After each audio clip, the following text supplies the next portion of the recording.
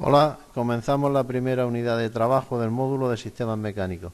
En ella vamos a ver componentes que forman una transmisión mecánica, conceptos de mecanismos, tipos de mecanismos, sistemas para transformar estos movimientos, tipos de engranaje y trenes de engranaje y finalmente bibliografía.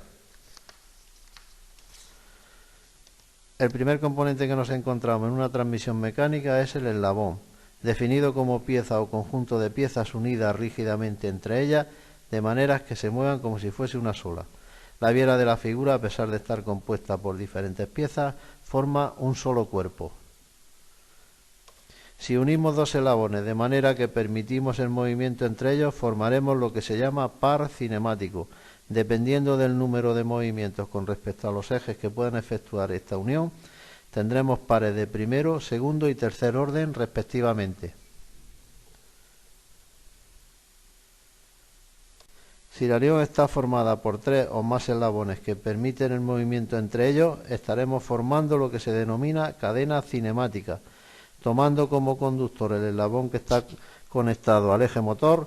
A partir de este, los que reciben movimiento se llaman conducidos y los que transmiten se llaman conductores. Otro de los componentes de una transmisión mecánica es el bastidor. Está formado generalmente por una estructura sólida de hierro y puede estar abierta o totalmente cerrada. En ella se fijan los elementos de la cadena y es la que soporta las cargas y esfuerzos que se generan en la transmisión de movimiento.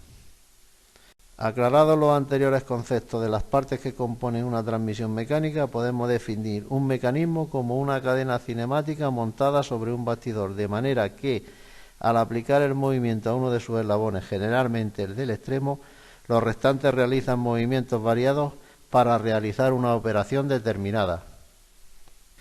En una transmisión mecánica principalmente se realizan movimientos lineales y circulares. A veces es necesario transformar de uno a otro a través de sistemas que veremos más adelante. Los principales movimientos que existen en un mecanismo y que debemos conocer son lineal, lineal alternativo, circular y de vaivén. El primero de los movimientos mecánicos es el lineal. Se define como movimiento en línea recta y en un solo sentido. Una variante del anterior es el lineal alternativo, que es una línea recta pero en ambos sentidos. Como ejemplo de ellos tenemos la cinta transportadora y una máquina limadora. Otro de los movimientos más empleados y conocidos es el circular. Se trata de un movimiento giratorio en un solo sentido. El último de los movimientos mecánicos es el de vaivén y se trata de oscilatorio de ida y vuelta. Como ejemplo tenemos el movimiento que realiza una broca y un péndulo. Conocidos los tipos de movimientos, vamos a conocer los diferentes sistemas de transformación. En el movimiento de lineal a circular tenemos los siguientes mecanismos: piñón cremallera, manivela torno y tornillo de tuerca. Los reversibles funcionan también al contrario, y los que no lo son funcionan en un solo sentido. En el movimiento de circular lineal tenemos los siguientes sistemas: sistema biela-manivela y sistema cigüeñal. Ambos sistemas pueden funcionar al contrario, puesto que son reversibles. Estos sistemas son muy utilizados en motores de todo tipo. Existen otros dos más que se indican en la próxima diapositiva. Los dos últimos de transformación de movimiento circular a lineal son el de leva y el de céntrica. Ambos tienen el inconveniente que funcionan en un solo sentido, por eso son no reversibles. La excéntrica proporciona movimientos constantes. La leva realiza movimientos de mayor o menor velocidad, dependiendo del perfil de la misma. Los engranajes son piezas circulares talladas de manera que se transmiten movimientos circulares entre ellas. Al mayor se llama rueda y al menor piñón. Al tallado se llama diente. Los diámetros son exterior, interior y primitivo. La distancia entre dientes se llama paso circular. Los engranajes atienden su clasificación a diferentes variantes, de las cuales una podría ser la siguiente. Una primera clasificación sería por la situación de sus dientes, una segunda por la forma de sus dientes y una tercera por el ángulo de engrane entre ellos. Por la situación donde están alojados los dientes de un engranaje se les denomina engranaje de diente exterior, con los dientes en la periferia superficial, y engranaje de diente interior con los dientes en el hueco interior o agujero. A los engranajes con el diente en su interior también se les suele llamar coronas.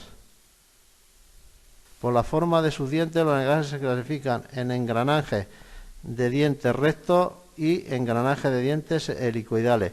Los de dientes rectos soportan menor esfuerzo que los de diente helicoidal. Engrana un diente, mientras que en los helicoidales engranan varios. También los de diente helicoidal son más silenciosos. Por último, los engranajes se clasifican por su ángulo de engrane entre ellos. Engranaje cilíndrico recto, engranaje cilíndrico helicoidal, engranaje cónico recto, engranaje cónico helicoidal. Depende de que los ejes de revolución sean paralelos o se corten formando un ángulo entre 0 y 90 grados. Los trenes de engranaje se clasifican en trenes de engranaje ordinarios si el sistema está montado sobre ejes apoyados en el bastidor, o trenes de engranaje epicicloidal si está montado sobre un eje central y una corona que aloja a otros engranajes más pequeños. El ordinario es utilizado en la industria y el epicicloidal en la automoción.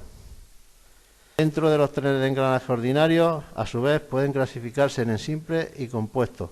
Cuando solo existe una rueda en el eje se le llama tren simple, y cuando en alguno de los ejes existen más de una rueda se le llaman trenes compuestos.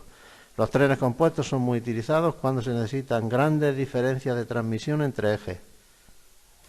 Terminamos la unidad de trabajo número 1 del módulo de sistemas mecánicos. Para ampliar conocimiento, aquí tenéis bibliografía y la web de la Universidad de Castilla-La Mancha. Muchísimas gracias por vuestra atención.